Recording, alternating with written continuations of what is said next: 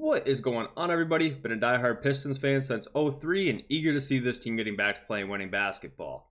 In this video, we'll be covering a season preview for Jalen Duren heading into the upcoming season. We'll be doing a season preview for every player on the roster on this channel. We kicked things off yesterday with a preview for Holland, the youngest player on the roster. So we'll be working our way up, starting with the youngest, going to the oldest, which lands today on the second youngest player on the roster, Jalen Duren. In this video, we'll talk about 3 things to expect from them this upcoming season that we think will be good. We'll talk about where they're at last season and where there could be some improvements. We'll also cover one thing that will potentially be a weakness, a swing skill, and finish things off on where they will be at in the rotation.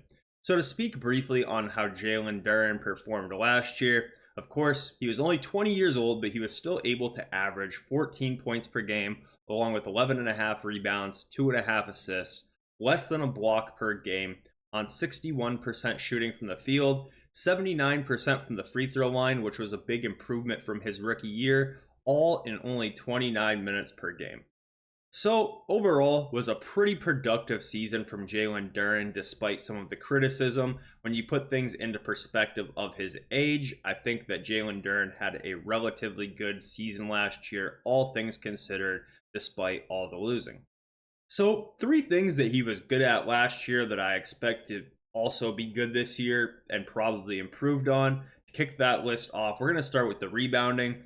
Jalen Duren was 5th in the NBA in rebounds per game last year at 11.6. There's no reason to believe that there will be any sort of regression there. Jalen Duren will likely average at least 11 rebounds per game this upcoming season, if not more, probably putting him in that top 5, top 3 category in the NBA. Jalen Duren is a very good rebounder. I don't think you'll find anybody who will argue that.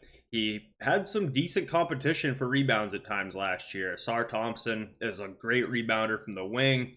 Cade is a good rebounding guard. So it's not like he was just absorbing a bunch of rebounds because he happened to be the only guy on the court that could get them. He is truly a good rebounder, and there's no reason to believe that that will be going anywhere anytime soon. I would imagine for the majority of his career, you will be finding him on plenty of top rebounding lists going forward.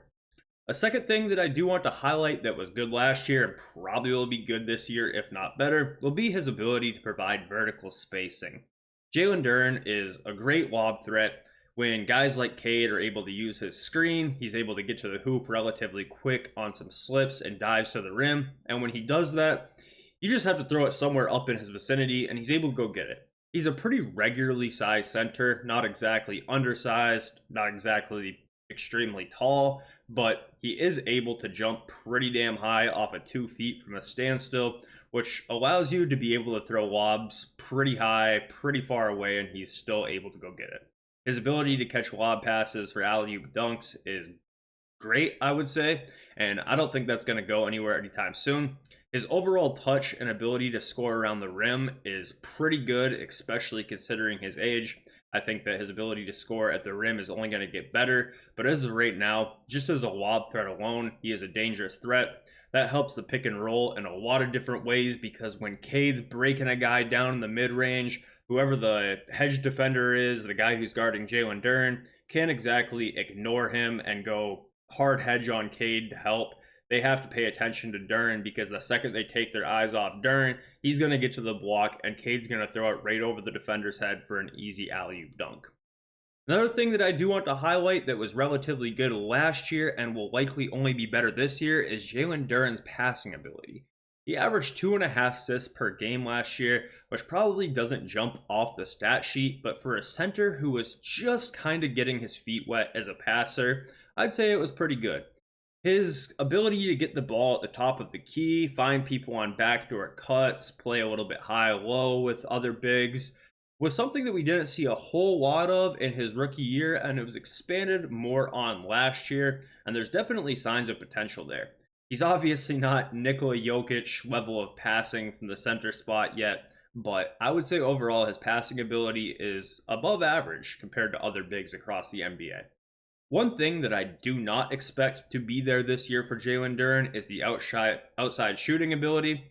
His free throw percentage did go up last year by almost 20%. His rookie year, he was 61% from the free throw line. Last year, he was 79% from the free throw line, which was a huge jump, which probably does give some people the idea that he might be a shooter going forward. But I did want to highlight that as his one weakness. It's not the be-all, end-all if your center is not able to step out and shoot the three, especially when they do provide things like vertical spacing on the offensive end.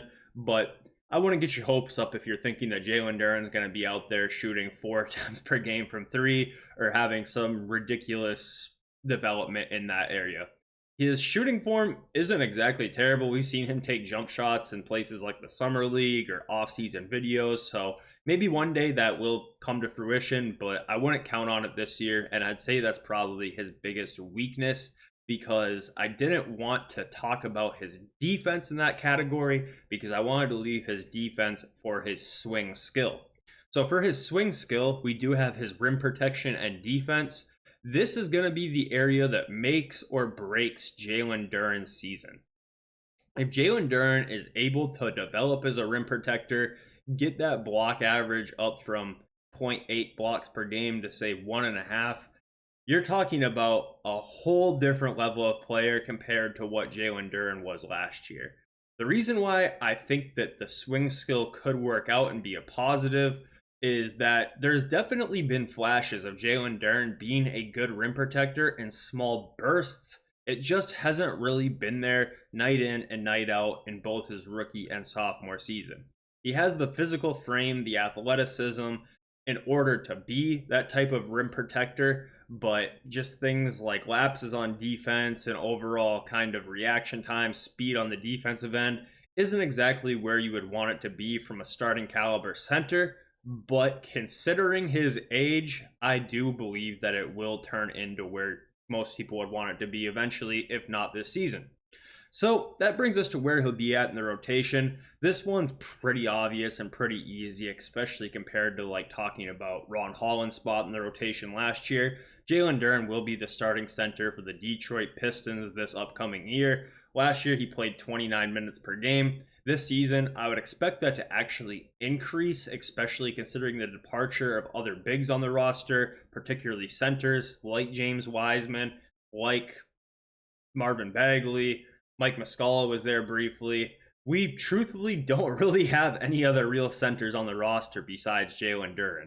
The other bigs on this roster are Isaiah Stewart and Paul Reed. Both of them are pretty undersized. Not true centers by any stretch of the imagination, even though that they will be getting minutes at backup center and potentially when Jalen Duren, say, is out for a game for whatever reason, they could be centers.